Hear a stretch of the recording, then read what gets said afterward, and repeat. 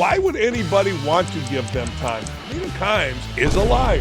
Dudes and chicks that make it to that level, they don't play the victim card until something goes wrong. These two showed you exactly why athletes don't want to be covered. These writers are arrogant, they're insecure, and frankly, they're douchebags because everybody owes them everything. If you don't hate the media enough, you're not understanding the media enough. They are to be loathed. They are arrogant. What a handsome man. Welcome and good Wednesday to you. What the hell Wednesday is coming up. You know, OutKick liar and defamer, actually. She defamed us, Mina Kimes. Mina Kimes and known wokey Pablo Torre. Man, has there ever been two meant for each other? I mean, just put them on a podcast, drift it out to sea, and boy, would that be great to hear them. So for all morons. They sat down together and discussed the media's favorite buzzword, access.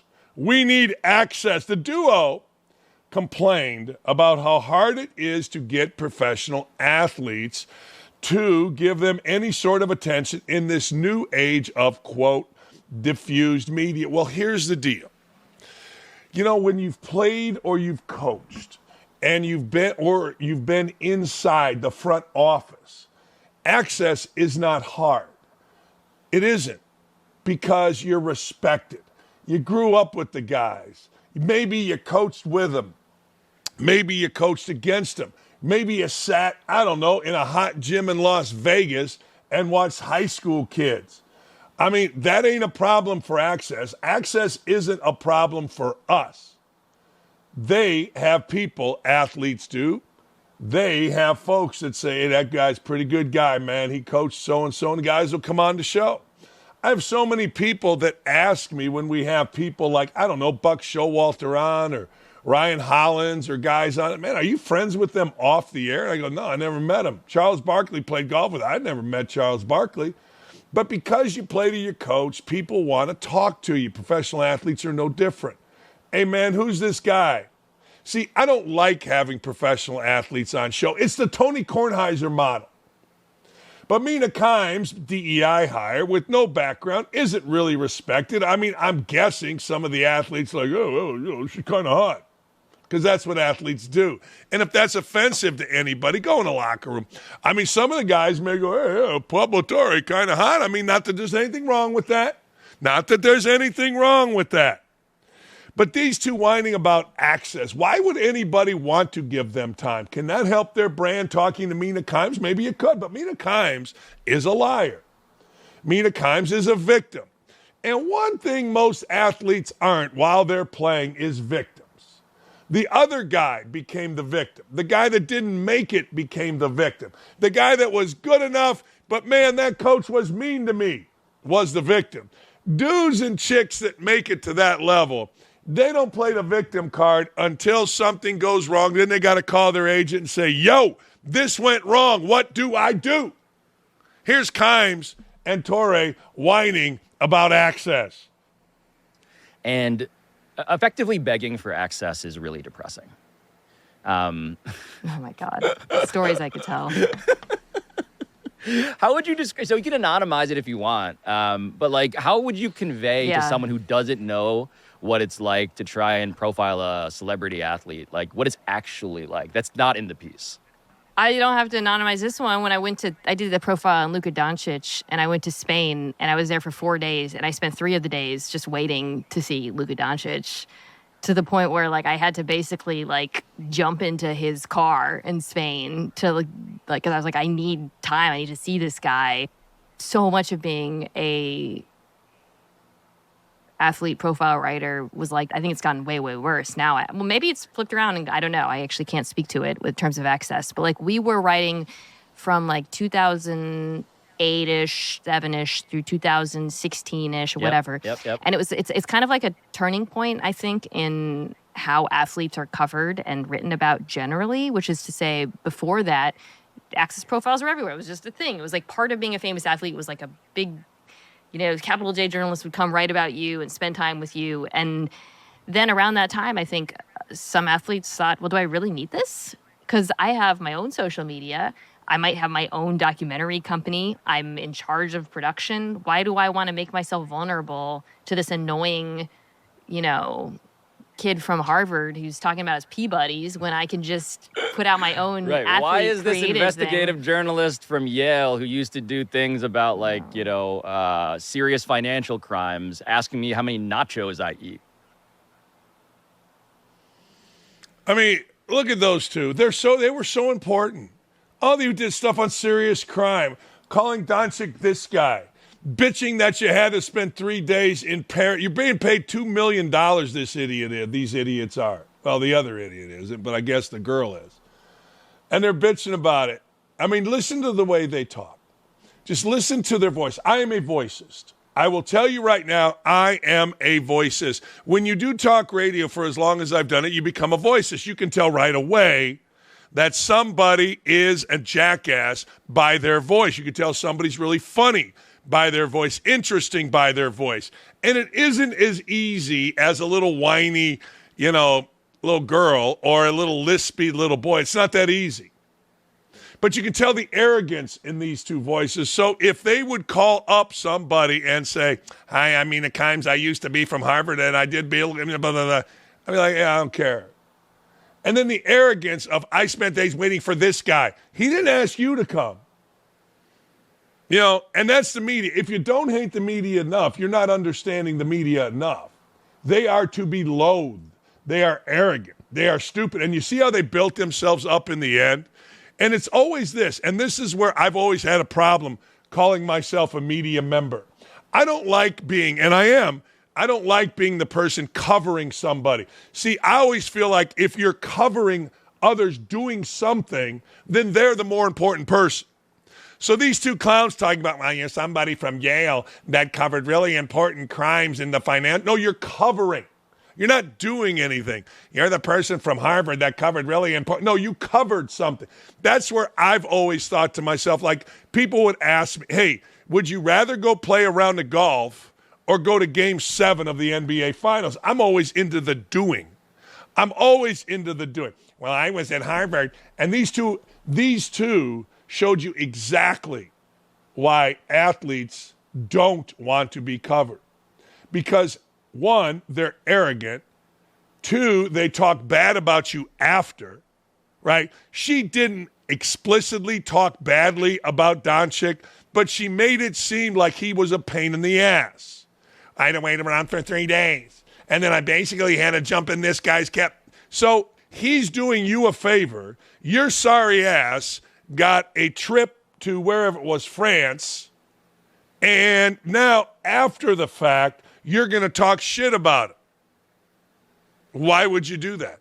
I'm not even into the fact yet, not even into how they really don't need you. Like, my circulation on Twitter is more than the Indianapolis Star. In fact, I talk about the Star often. I'm damn near begging the Indianapolis Star to write a hit piece on me.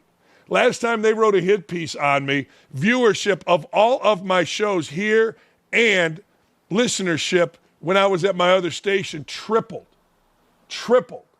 because they knew, people did, that the people that wrote the article were jackasses. No, seriously. Why would you? Like, Mina Kimes and Pablo Torre are sitting there arrogantly discussing their pride, their past accomplishments, while diminishing Doncic, who simply allowed them, without him asking, to come do an interview. And they are right. There's a level of trust with a writer. I let a writer do a piece on me, a guy named Bennett. I think his name was Bennett. I don't know. I let him stay with me, let him ride with me. And it was a nice piece. It was for The Athletic. Who does Dan Dakich think he is? I knew the guy came in thinking that he thought I was this arrogant prick. And then he went behind the scenes like, whoa. But then I read some of it, and I'm like, yeah, that's not right. Yeah, he wanted to kiss Izzo's ass in that part there, as opposed to get what was real. You open your set. It was a great piece. It was a nice piece. The guy won awards. True story. But it was a bullshit thing when I looked at most of it. So why would you open it up? You shouldn't. You wouldn't. You don't. You can't. And then when they're going to talk shit about you, two little nobodies, two little DEI hires, I mean, why? There's no reason. But if you didn't hate media enough, if you didn't hate these two enough, man, just listen to them talking about their own accomplishments. I had to wait 3 or 4 days. Like it's some inconvenience for a little girl that doesn't know her ass from third base, got hired for being an Asian girl to go to Paris or wherever the hell it was for 3 days. And then this guy, I had to jump in this guy's car like she's something. I'm telling you, man, I tell you all the time, I only speak truths on this show. These are some of the worst nonviolent crime division because these folks are harmless. They're liars. They're libelous. They're just jackasses, and they're horrible to be around. Like when we would go to ESPN's college basketball seminar, all right? Like the dudes and the women that covered college basketball, men's and women, were awesome. Awesome.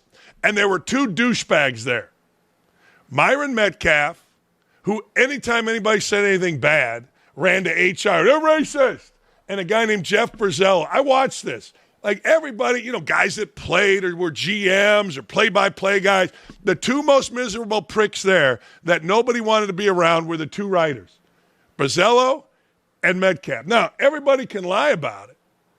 They can't. I sat there, I'm like, man, it hit me.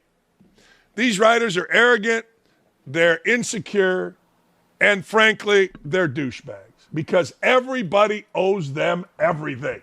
Mina Kimes can come out and lie like hell about OutKick. What'd she lie about? She said slights and tweets from Bobby and me or whatever, I don't think I was involved, led to, oh my gosh, threats against her family. We're like, hey man, we're sorry. Where are they? We'll shut them down. She didn't have any. They're just rotten people. I let one rotten person in my little group friend, and that was Greg Doyle. I knew he was rotten. I knew he was screwing married women when he was married. I knew all the stupid shit he was doing.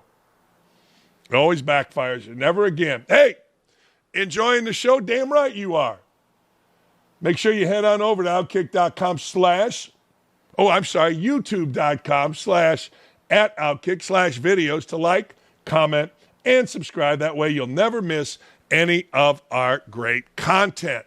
The other night, actually, it's like almost every night because I've been really active on Twitter. Twitter has a hold on me right now. It does. It's got a grip on me because I see all the crap.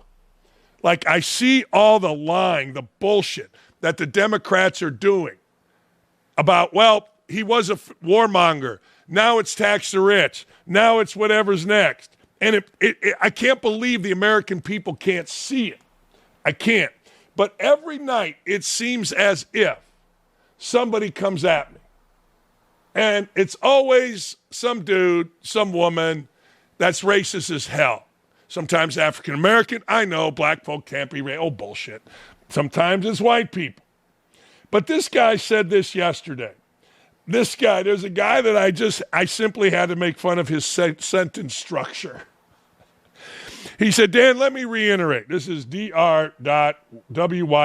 He's a wannabe African-American dude sitting on some fancy car, whatever. Let me reiterate. You bitches who piss and moan at OutKick at the slightest inconvenience of something. Bad sentence structure. Horrible sentence structure. Honestly, it's quite amazing that you've made it this far in life. Man, if you don't fall in line with the dumbest among us, the Mina Kimes, and she's not dumb, she's very smart. But if you don't fall in line, it's always the same from liberals.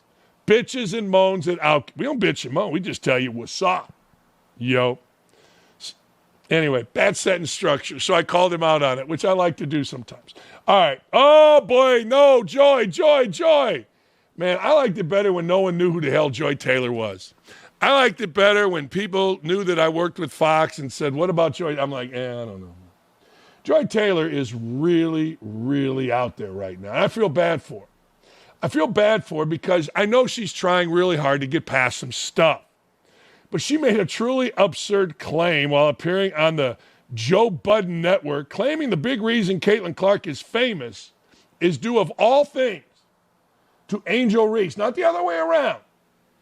Here is this co-worker. And man, Joy Taylor, what a joke. Here she is.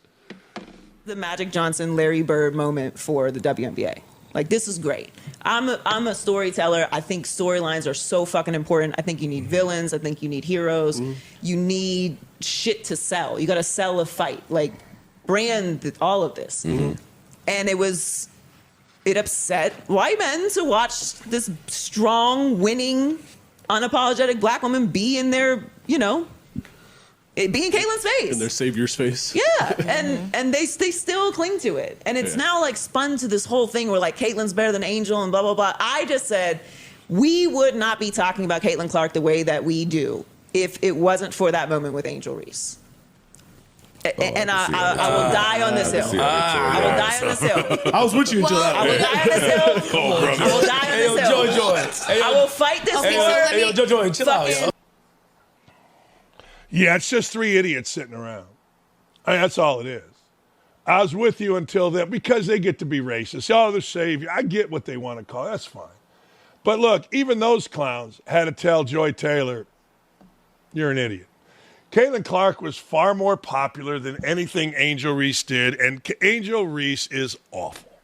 Like, as a basketball player, she's proven to be awful. As a human being, worse. As an honest human being, even worse. I mean, I get it, Joy Taylor. You got all these things going on. And I'm not even going to get into them because they're so embarrassing for you and for all of us that work in the same company. Like, and I understand why Fox has to hang on to you. I do, at least for now. I do. We all get it. You know, DEI doesn't only happen at ESPN. We all understand it. We do. I truthfully do.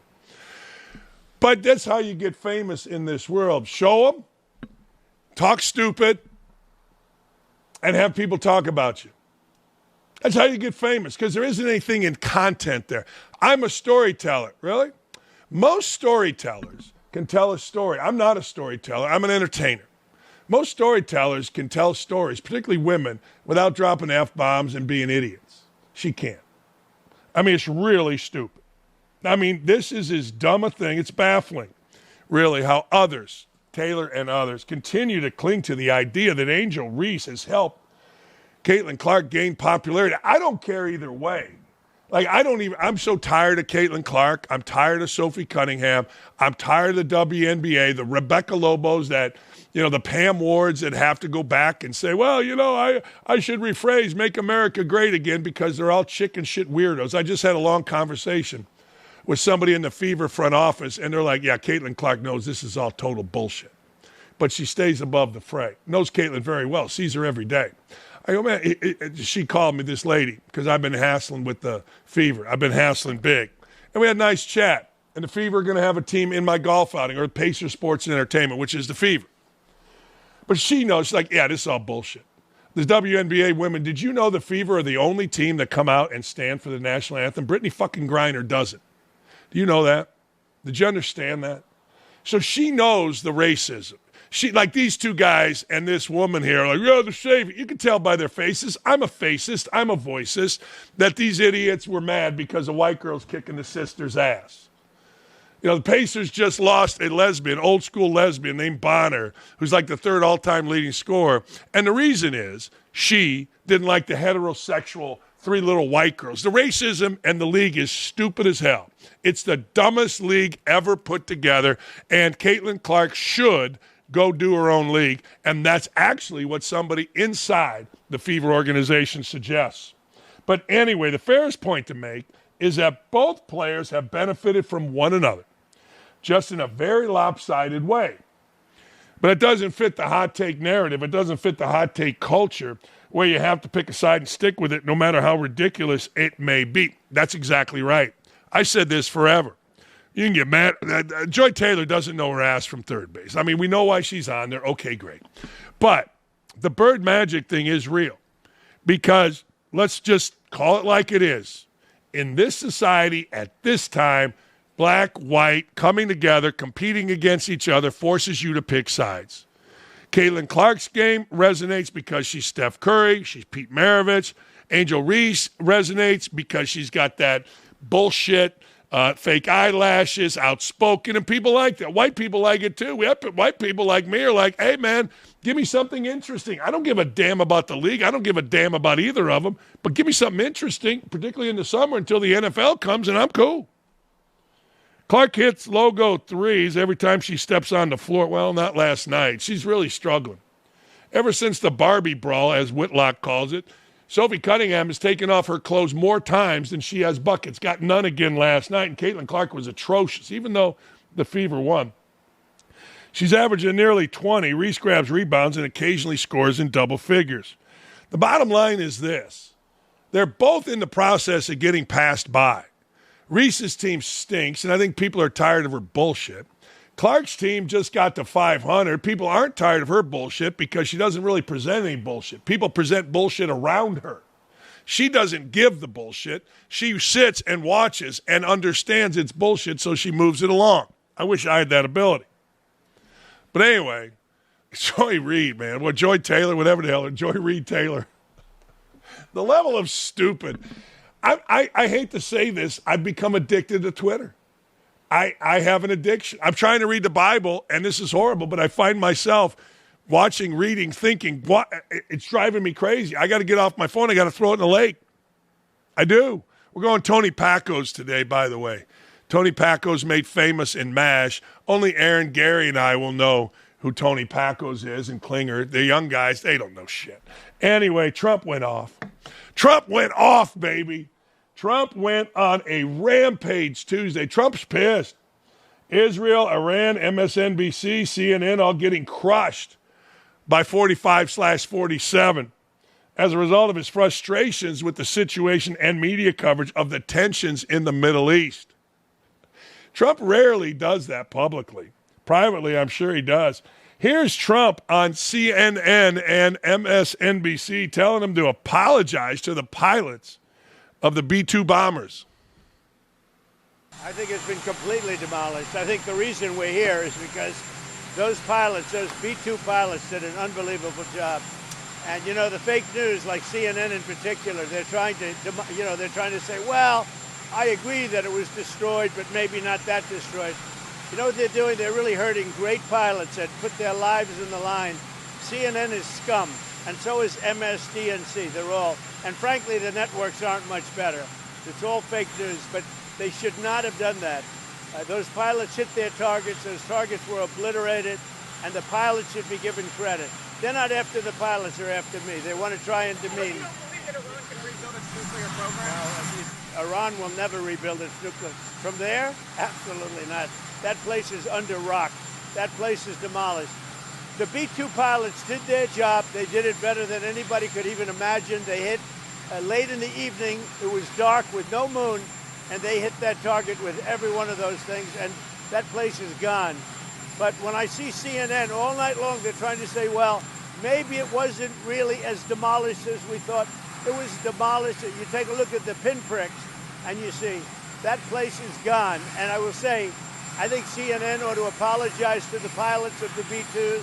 I think that MSDNC ought to apologize. I think these guys really, these networks and these cable networks are real losers. You really are. You're real losers. You're gutless losers. I say that to CNN because I watch it. I have no choice. I got to watch that garbage. It's all garbage. It's all fake news. But I think CNN is a gutless group of people. And the people that run it, nobody even knows it's been sold so many times. But the people that run it ought to be ashamed. MSDNC, a guy named Brian Roberts, he heads it. He's a disgrace. He's a weak, pathetic disgrace. Man, that's pretty strong. Yeah, DT. You go, DT. Man, he's calling out people by name. That probably made Brian Roberts' life. Somebody noticed me because nobody's been noticing their network very long. Here's Trump dropping an F-bomb. I ain't mad at him. I ain't mad at him at all. Israel says that Iran violated the peace agreement and the ceasefire agreement. Do you believe that Iran is still committed to peace? Yeah, I do. They violated it, but Israel violated it too. Are you questioning if Israel is committed? Israel, as soon as we made the deal, they came out and they dropped a load of bombs, the likes of which I've never seen before. The biggest load that we've seen. I'm not happy with Israel. You know, when I say, okay, now you have 12 hours, you don't go out in the first hour and just drop everything you have on them. So I'm not happy with them. I'm not happy with Iran either. But I'm really unhappy if Israel's going out this morning because of one rocket that didn't land, that was shot, perhaps by mistake, that didn't land. I'm not happy about that. You know what? We basically have two countries that have been fighting so long and so hard that they don't know what the fuck they're doing. Do you understand that? Woo! Woo! Woo! We're dropping F-bombs. A lady named Sophie A. Nelson says she's a national columnist. She's all upset about the language for the children. The language, people. Sophie A. Nelson, national columnist, national TV political pundit, very vitality lecturer. Yeah, okay. Blah, blah, blah, blah, blah. She was mad about the language while all the while reposting, this is how fraudulent they are, Democrats saying, how the F did we get here? See, it's okay for these phony-ass people like Sophie A. Nelson, who nobody knows who Sophie A. Nelson is. She got a little glam shot on her Twitter and blah, blah, blah, blah, blah. Nobody knows who that is. But these people are so fraudulent. I like having a president that isn't afraid to speak how we speak. I like having a president that is like, you know what? They don't know what they're doing. I think we all do. After the president that we had last time that literally had to be led around by his underwear. You know what I mean? Honest to God.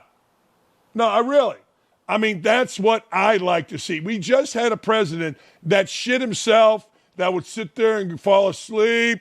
We had a president that, through no fault of his own, was just an old man put in a bad spot by a power-hungry wife. Fine, if that's what you want to do. But the truth of the matter is, these liberals are so damn hypocritical. Sophie A. Nelson, he said bad language. What about the children? While she reposts the Democrats, that is the Twitter handle, dropping, how the F did we get here? People are such hypocrites. It's awesome. I didn't ask Gary, and I didn't ask Aaron. I should, because I'm really addicted to this. I'm really insanely addicted to all this hypocrisy. No, it drives me nuts. I don't mind somebody swearing. I don't mind somebody coming at me. I don't mind any of that stuff. I mind the hypocrisy. I mind okay, Warmonger didn't work because he did a really good job. And then Chuck Schumer coming out, instead of saying, hey, that's pretty good, man. I'm Jewish. You protected Israel. I like it. Now he had to come out with something else. Tax the rich, billionaires. It's all the most bullshit thing. It is. Trump's doing a hell of a job. And at least he's transparent with the people of this country. Here's the local idiot, the useful idiot, Jasmine Crockett. I'm starting to believe that Jasmine Crockett isn't a real person, but a bot. You can't be this stupid. You can't be this arrogant and have the job anything other than, do you want fries with that? Listen to this dumbass. But I wanted to jump on because obviously it's been bombs, missiles, all kinds of stuff. And to be clear, I've still not gotten any type of briefing. So just so y'all know, nobody's tried to call us in for a top secret briefing at all as whole sitting members of Congress, but whatever. So I wanted to make sure that y'all knew that. So unfortunately, my information is not any more advanced than the information that you're getting, whether you're watching TV or if you're on social media. Okay. It shouldn't be. Trump didn't holla at her. Oh, okay. Oh, all right. Great. You think really the Rhodes College grad, really, you think Trump really needed somebody who's like, represents a district this big? Really? We need Jasmine Crockett. Hey, let's get Jasmine Crockett's dumbass in here. Let's have her go like this and wave her little eyelashes and, tell us we're supposed to holla at her. This girl went to an all-girls, white, all-girls school. Again, the hypocrisy. The hypocrisy. I know the school. That's where she went. All-white girls' school in St. Louis. Mary Institute and St. Louis Country Day. All-white Catholic girls' school. There you go. There you go. Jasmine Crockett. Yeah. Hey, we got to holler at Jasmine. That's exactly what she said. Don't come at me. A comedian. Yeah, I don't get Shane Gillis. I'm not going to lie. But you know what? I didn't get Chris Farley. I don't get Shane. I know Shane Gillis is the funny guy now, and I watched him on game day. I don't think he's very good. Everybody did. Look, I'm old. Don't pay attention to me. I have no sense of this. You guys do. Apparently, Gillis does a great Donald Trump impression. Yesterday, he was tapped to host the ESPYs. The ESPYs have fallen off, too woke, all that happy horse bleed. Shane Gillis apparently isn't that. So Shane Gillis is going to host the ESPYs. Will they allow him to be funny? Ricky Gervais gave the greatest opening, I believe it was to the Golden Globes, where he literally looked out at all of Hollywood, all of the stars, and called them pedophiles. It was the greatest open ever. I don't know. Does Shane Gillis really have balls? It isn't a matter of whether the ESPYs or ESPN or Disney is going to allow him to say something. I mean, here's what I'm going to say. They want to see it. Here's what I'm actually going to say.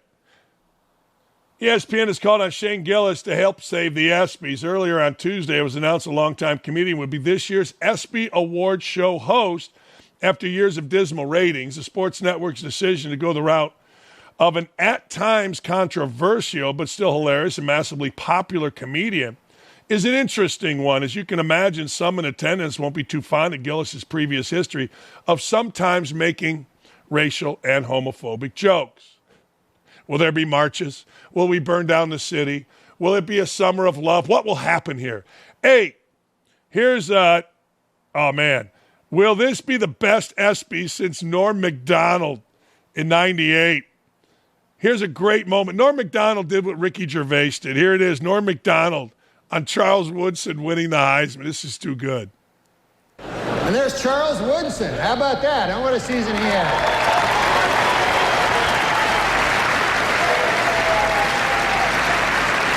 Great, man. He became the first defensive player to win the Heisman Trophy. And congratulations, Charles.